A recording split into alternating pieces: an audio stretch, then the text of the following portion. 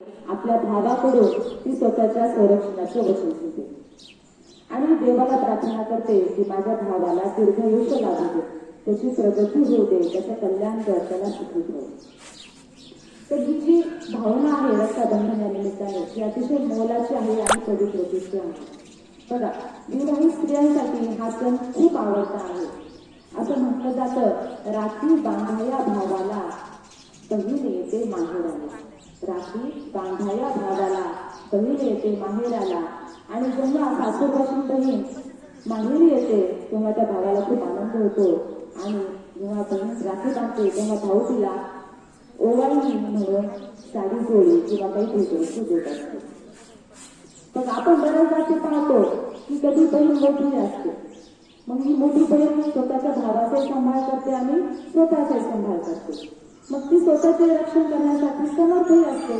पण स्त्री कितीही कमावती असली, किती मोठी असली तरी तिचा तिच्या भावावर असणारा विश्वास या राखीमधून दिसून येतो.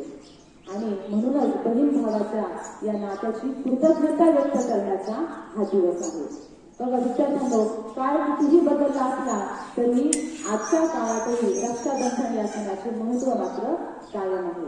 आज आपण पाहतो सोशल मीडियाच्या द्वारे वेगवेगळ्या म्हणजे युट्यूब असेल, व्हॉट्सअप असेल, याद्वारे आपण रक्षाबंधनाच्या शुभेच्छाही पाठवतो.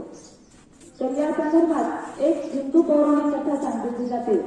महाभारतातली कथा आहे, एक प्रसंग आहे जेव्हा श्रीकृष्णाच्या हाताच्या मनगटाला जखम झाली आणि तिथून रक्त व्हायला लागलं, तेव्हा पांडवांची पत्नी द्रौपदी तिने काय केलं, आपल्या साडीच्या पदराचा कोपरा फाडला आणि तो श्रीकृष्णाच्या मनगटाला बांधला, जेणेकरून रक्तस्राव थांबला. म्हणजे तिने श्रीकृष्णाचं संरक्षण केलं. आणि ह्या कृतीमुळे श्रीकृष्ण सुद्धा द्रौपदीला वचन देतात की मी तुझं रक्षण करेन.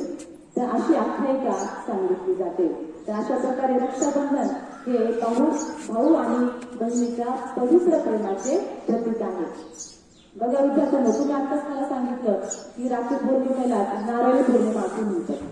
तर कोळी बांधव जे असतात, कोळी बांधव मध्ये हा सण साजरा केला जातो.